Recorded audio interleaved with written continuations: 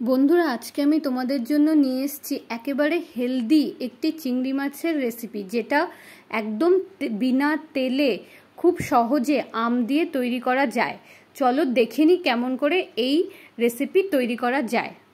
প্রথমে খোসা ছাড়িয়ে ভালো করে ধুয়ে রাখা চিংড়ি মাছগুলোকে জলে দিয়ে সেদ্ধ করে নিতে হবে। সেদ্ধ করার সময় জলে সামান্য একটু নুনও দিয়ে দিতে হবে। এবারে একটি পাত্রে সেদ্ধ করা চিংড়ি মাছগুলো দিয়ে এবার মেয়োনিজ দিয়ে দিতে হবে। মেয়োনিজ এখানে আমি 4 চামচের মতন নিয়েছি। এবারে 4 চামচের মতন ম্যাঙ্গো পিউরি দিয়ে দিতে হবে। এবার পেপসি সস 2 চামচের মতন দিয়ে দিতে হবে। এবারে সেদ্ধ করা চিংড়ি মাছের সাথে দেওয়া সম্পূর্ণ উপকরণগুলোকে একসাথে ভালো করে মিলিয়ে নিতে হবে। স্বাদ অনুযায়ী নুন দিয়ে দিতে হবে। আবারও ভালো করে মিলিয়ে নিতে হবে। বন্ধুরা, আমি যখন প্রথমেই রেসিপিটি দেখি তখন আমি ভেবেছিলাম কেমন হবে কে জানে, তাও একবার ট্রাই করে দেখলাম বাড়িতে।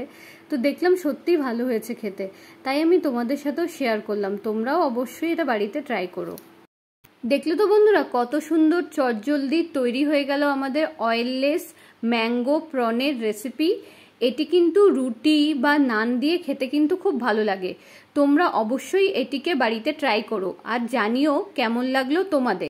আরও সুন্দর সুন্দর রেসিপি পেতে আমার চ্যানেলকে লাইক এবং সাবস্ক্রাইব করতে ভুলো না।